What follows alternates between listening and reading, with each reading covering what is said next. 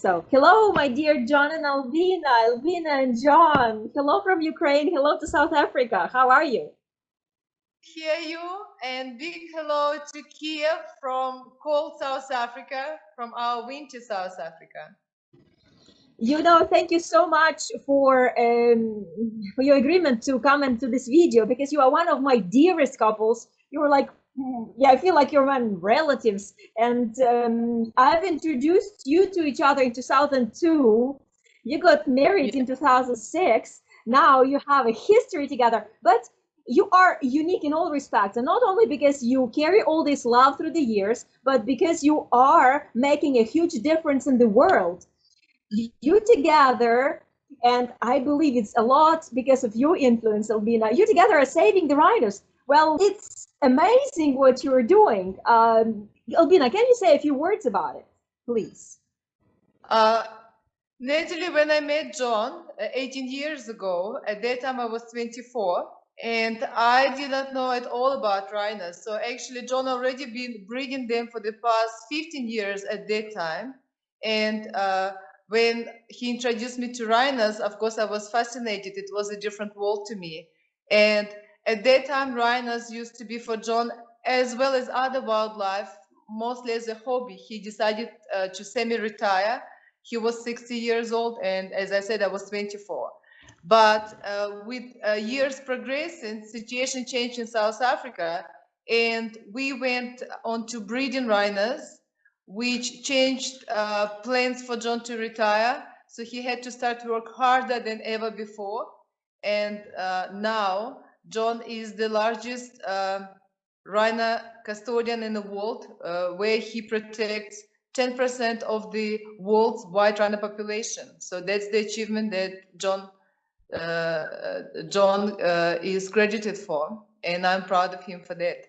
I would also just like to point out that our population has steadily grown.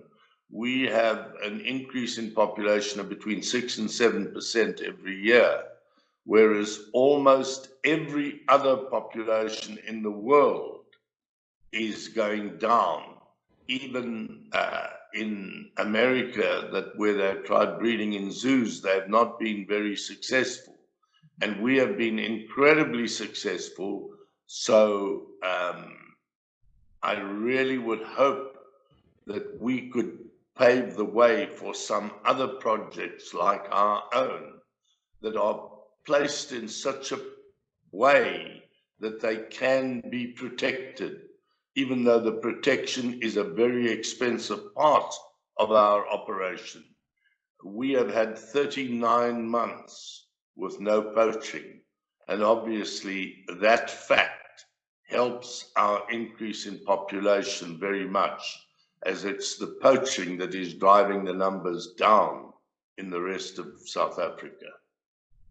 Yes, so as you can see, Natali, we are incredibly busy on a daily basis. We just, like, for example, a few minutes ago had our helicopter flying and checking all this project, which is 8,000 hectares. It's over 20,000 acres. Yes, it's over 20,000 acres in the American language. Our language, 8,400 hectares. So we just had our patrol checking again all our rhinos and, ensure that everything in the right order. So it's not only at night, it's in the day, it's during the day, morning, evening, and that's how we live. It doesn't matter if it's a holiday or weekends. For us, it's like a normal procedures every day.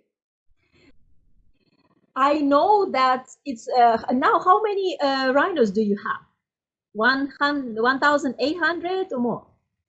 1,805 this morning. Yo, so you had a baby rhino. Oh yes, we have a baby almost every day, even though now, as we're approaching winter, the babies get less. And then when we get back to summer in November, December, we will get more than one baby a day. So yes, our babies arrive regularly, and it makes it very interesting, of course. Naturally, we also do have sadnesses. There are natural mortalities in rhino like everything else. But as I say, our natural mortalities are very, very many less than our calves. So we end up with a very good increase every year. You have not only increased the population of the South African white rhino species, but you've made more. You've changed the laws. You've moved the whole wild animal rhino breeding sphere on a different level. Can you talk about it? You know, I know that you've really moved a lot in the South African thing. Yes, we certainly have, and it's unfortunately, to a certain extent, still controversial. We believe you have to remove the rhino's horn. So we trim the horn every 2 years to keep the reward for the poacher less. So we believe you've got to trim the horn every couple of years in order to make it less profitable for the poacher. He has the same amount of risk for very, very much less reward. So we believe that anyway, you have to do that. Now, currently, the rhino horn demand worldwide is being supplied by poached rhinos, yes, and therefore dead rhinos. So we believe what makes perfect sense is let us use what we need to trim for the rhino safety anyway. Let us use that to supply the demand instead of the current supply of demand with dead rhinos. Unfortunately, the money collecting NGOs of the world do not agree with us on that. So it is controversial, but we do believe the world will see the change as there's been in various other animals that were threatened with extinction. The one closest to rhinos is probably the vicuña of South America. They were right down to only a few thousand. They learned to sustainably use them and only take the wool, not kill the vicuña, and they have now rebounded in 40 years up to 450,000. So we're hoping to do the same with rhinos. And I know, and from Albina was sharing with me, that it's not only a project of making the rhino horn trade league or something, but it is a social project to implement in the South Africa and give out these rhinos for the families of the South African people so they can breed them, so they can cut the horn. This horn, whatever they make out of cutting the horn every 2 years can sustain their families, isn't it so? Or are you still thinking about it? This is for sure is one of the directions that we always been following up, where we would like to empower our local communities with the ownership of rhinos, which is all legally possible. It's just people not interested at the moment to even take care of the rhinos because the protection of them costs incredible amount of money, and currently to generate income is very, very difficult. And that's what we've been working in direction first to achieve, to open doors for legal trade in rhino horn, where the rhino stays alive and their horns grow back.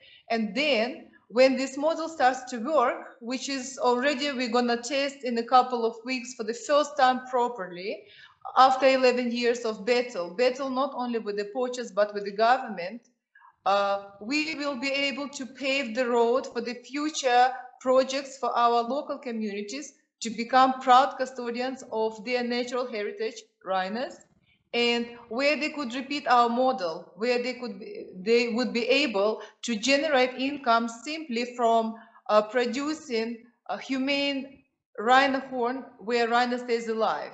And rhino can produce in the lifespan of 45 years up to 60 kilograms of that horn. So one animal could actually supply income to 3 generations of our local communities. So we see this animal as a wonderful, the protection of rhinos would be a wonderful symbiosis between local communities and natural heritage.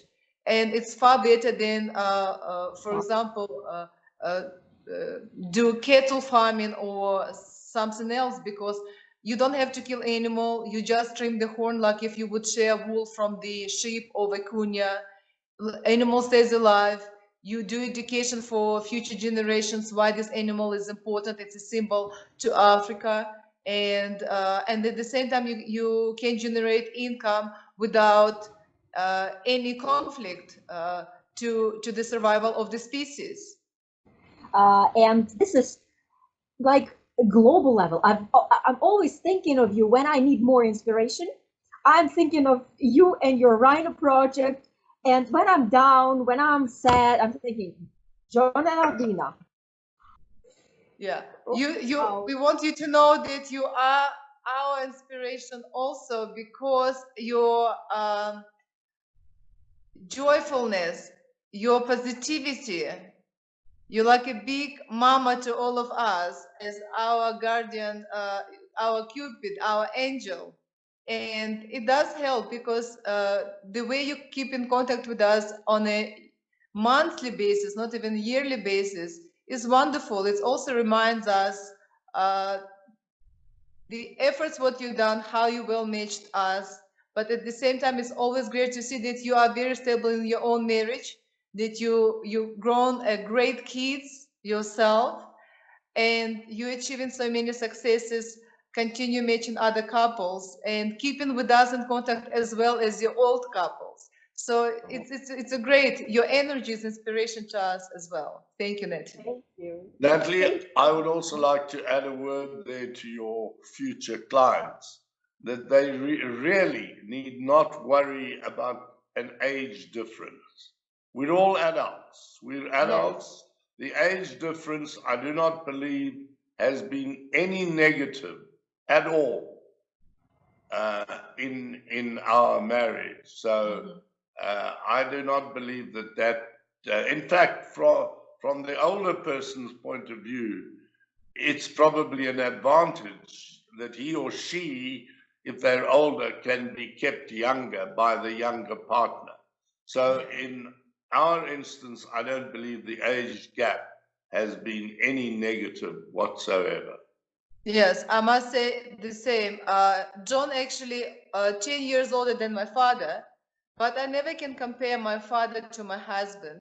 It's completely different energies. It's a different, I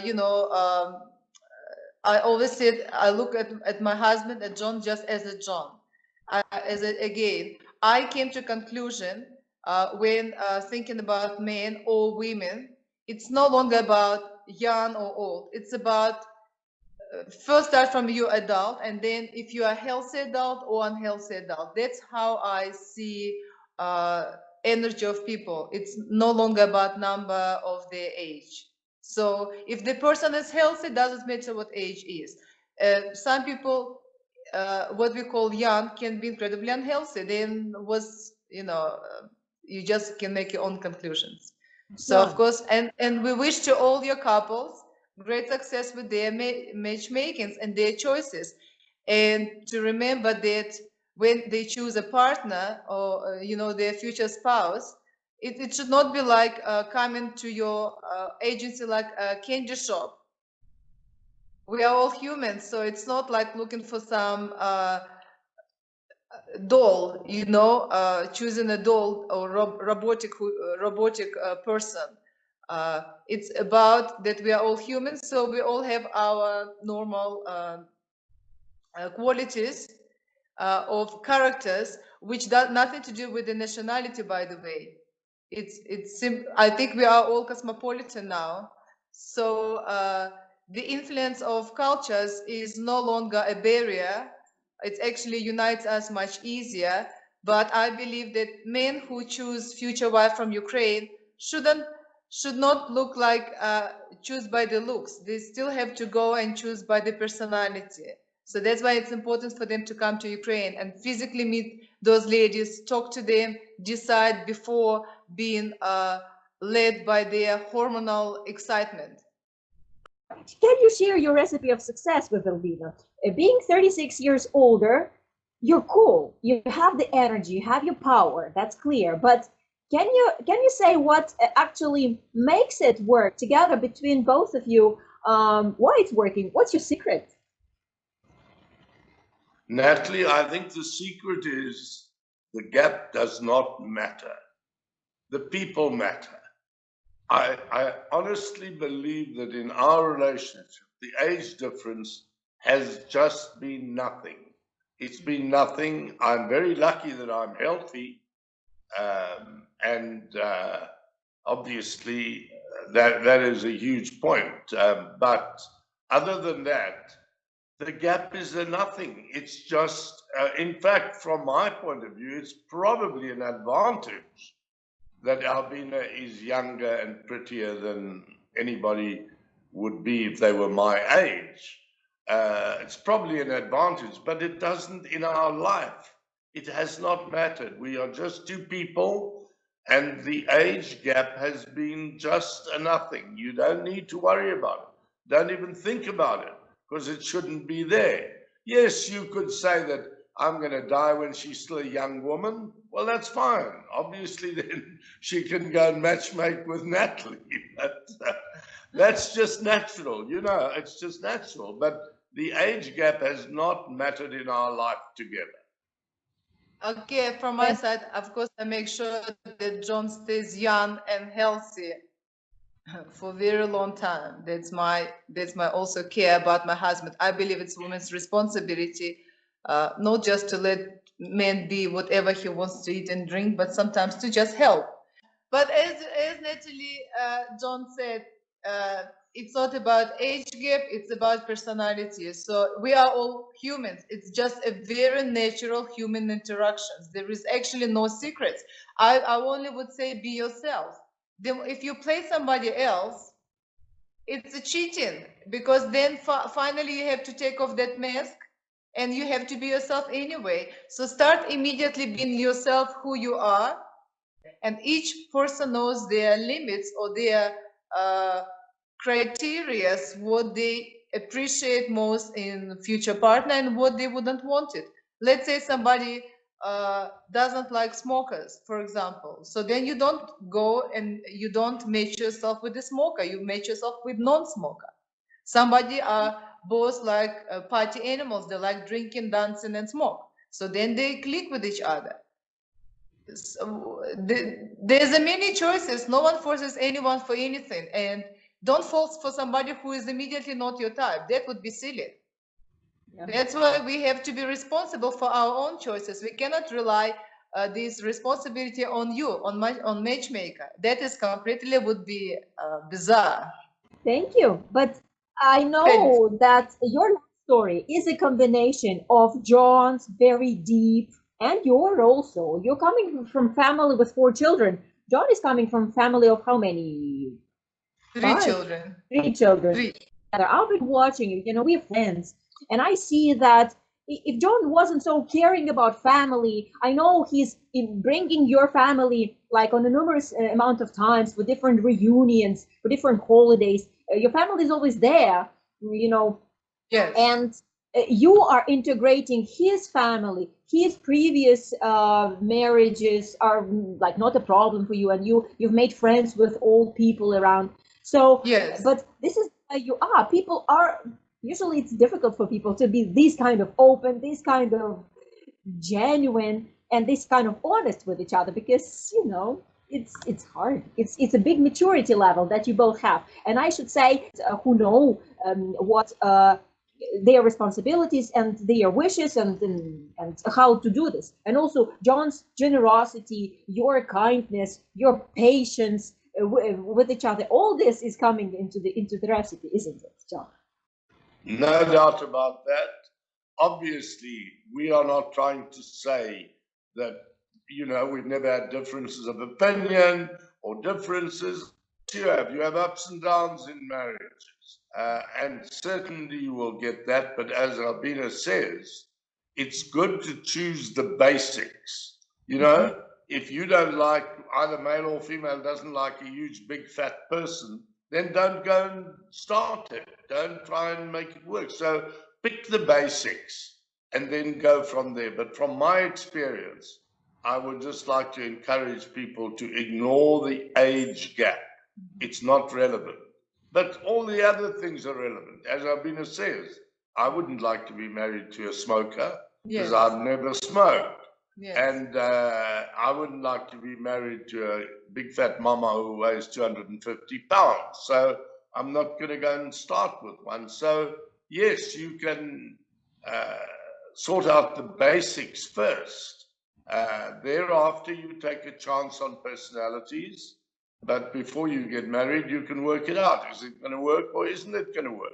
If not, then you should both go away and find somebody else. There's nothing wrong with that either. And that's why it's no need also to rush. It's not like it becomes a marathon quickly jumping into marriage. It's my opinion. I watched some program where people meet each other online, and then they get their fiancé visa to America, and they have to marry in those 90 days. And it's a huge pressure because they even not know each other. They never been like properly together as a couple. Things like that. I found this like a huge big roller coaster, which recipe for disaster. Any relationship needs time. Some relationship can be created very quickly. Marriages, like my parents, they married after 4 months after they met each other in the 70s, and now 45 years later, they just had their anniversary, 45 years together. They're still wonderfully together. But for everyone it works differently. But in general, people have to be responsible for their own choices. It's great to use matchmaker for sure. But then they must make the right choices. That's why it's good to meet a few people, like making an interview almost. Check a few of those ladies, or the ladies must meet a few gentlemen, not rush to any romantic attachment, rather first to look as the people, to become friends, first to build up that friendship with each other. And of course, then let it follow naturally, like where it goes. It's good, it's wonderful always to follow your heart, but not to be blinded by red flags. We all know about red flags. We all have experiences usually. By the time you go to matchmaker, you already had behind your shoulders a few probably failed relationships. That's why you go to matchmaker, to make things better, to find something more workable. John, I have a tricky one for you. Remember, many years ago, around 2002, before I introduced you to Albina, you told me about your type. You said, I'm attracted to blondes, to certain type of figure, and you were showing me your type. And once I met Albina, she was like total opposite of the type that you described. Yeah, but that just goes to show that with us humans, you can't preempt anything. Don't think that it's only this way or only that way. And yes, certainly, when I went to Ukraine, when I met you there the first time, I must say I was picturing a lady from a farm, which Albina is, or nearly a farm from a village. I was picturing the rural part, mainly because at school, I remember one of our teachers describing the Ukraine as the breadbasket of the USSR. And so my connotation of Ukraine was farming land. And that's why I pictured that blonde lady to be a farmer's daughter. But as we know, those things never work out. And yes, Albina is not blonde, but those things happen. I've got blonde sister, but she's completely, and she's, we call her, she's like salt and I'm a pepper. So she's very, very attractive. I call myself, I'm rather not, I'm just good looking probably, but my sister is very attractive, beautiful. And even though when John saw her, he would say she's not his type, surprisingly. You know, I think it's all about personality in the end. And I never, as you can see, rushed to turn my hair into blonde to suit my husband's preferences, because after all, that is what is great about in our relationship. I never had to be pretend somebody else. I can be myself no matter what. Wow. That's why I all the time stay brunette. And yes, from don't. That's what is also my advice to the couples, to your new couples. I thought at the age of 24 that I always liked older men, but no, up maximum up to their 50s, but never to the 60s. So when I met John, I did not know his age because you were wise enough not to tell me his age. You only showed me his picture. And on the picture, he looked younger than his age as a number. And only when we clicked together, we found a nice connection between each other. I found John is 60. It took me a while to understand myself that I cannot live up to people's opinion, who will may judge me on this age difference. I felt shy at first about this big age gap. And then I realized it's my life. I have to live my life. So I will just do how I want it. And then it's also an example, never say never. Never say I will never fall in love with 60 years old man, or never say that I only want a blonde woman in my life and then you fall in love with a brunette. Keep your heart and eyes open and keep your mind open as well. Yes, and that certainly happened with us because, well, when I met Albina, I was dead scared of another marriage because of my failed marriages in the past. And she overcame that, and in fact, even to the point of doing the proposal. And as you know, I said yes to her proposal, and the rest is history. It worked out fine. So I would even say that to your ladies. It's not impossible for the lady to propose. Yes, I would also say, ladies, don't be shy. If your man is too slow, or how do you say this word? Indecisive. Indecisive. Take your step forward and put things straight. If yes, yes, not okay, thank you and goodbye. I'll find the new one, somebody for my future husband. Finished. Don't waste your time. Well, I also know that you have tremendous sense of humor with each other, and it keeps you walking. You joke with each other. You have fun, and well, I really wish, and I really regret that you can't come to Ukraine because of the quarantine this time. Yes, it's a pity. Reunite properly. We are thinking about coming to visit you in the South Africa whenever it is possible. Well, yes. You know, you'll be very, very welcome, Natali. Unfortunately, we'll show you rhinos and rhinos and rhinos. Not too much else. And you know, I'm looking at both of you, and remember we had a great meeting in Sicily, and I'm looking at you together, and I see John doesn't age. I don't know what you were doing to your husband. Wow, he looks good. Unfortunately, time will tell, but definitely I'll keep. I don't feel old. I really do not feel old. So I'm lucky. And my health has been excellent. Yes. So the only thing we are not with our best haircuts because with lockdown for 12 weeks now, as you can see, John had no haircut. For me, it's not so much bad because I grow my hair long. But for John, 12 weeks no haircut shows up a little bit harshly. But that's, if you just saw him with the fresh haircut, he would be looking even far better than he is right now. Now, what are your nearest future plans? Just to finish this conversation, what's you're up to? We want to travel the world. We want to fulfill our mission with rhinos successfully, to involve communities with this project, which are all possible. It's actually, it follows up with what we do right now. And next level in life, to have some wonderful travels around the world, to see other cultures, to eat different food, to listen to different music, and then get back to our little paradise here in South Africa and enjoy our life here as it is. And I know you have your book still in the project.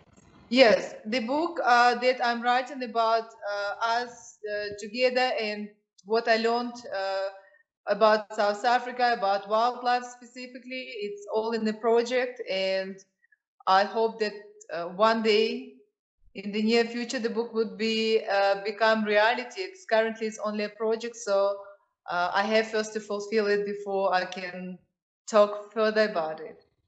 You've had your book on Amazon, you're changing it. It's a big project. It's your fun that you are actually realizing. And it's something that gives your creativity some way, right? People, to be in love is one thing. It's easy to fall in love. It's also you have to work on a daily basis to keep that love on blooming in a blooming state, and it doesn't involve much, for example, financial resources. It involves emotional resources, starting from remembering always that the choice you made for your spouse is not only your like husband, like it belong or your wife, but it's also your friend. And when you give your vows for better or for worse, we have to remember when the difficult times comes, we have to still love that our choice, that person, even in the difficult times, when even the person himself is difficult. And it's because I know that I can be difficult plenty times for my husband, but somehow we have to work it out. And so it's not like we're all ideal and we're angels, whatever. No, we are human beings.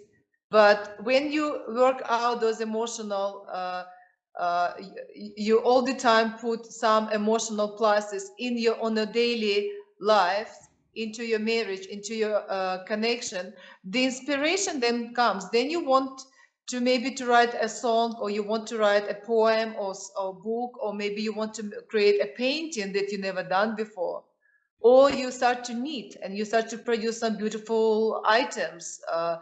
There's many inspirations coming from when a person is happy. That's what I think.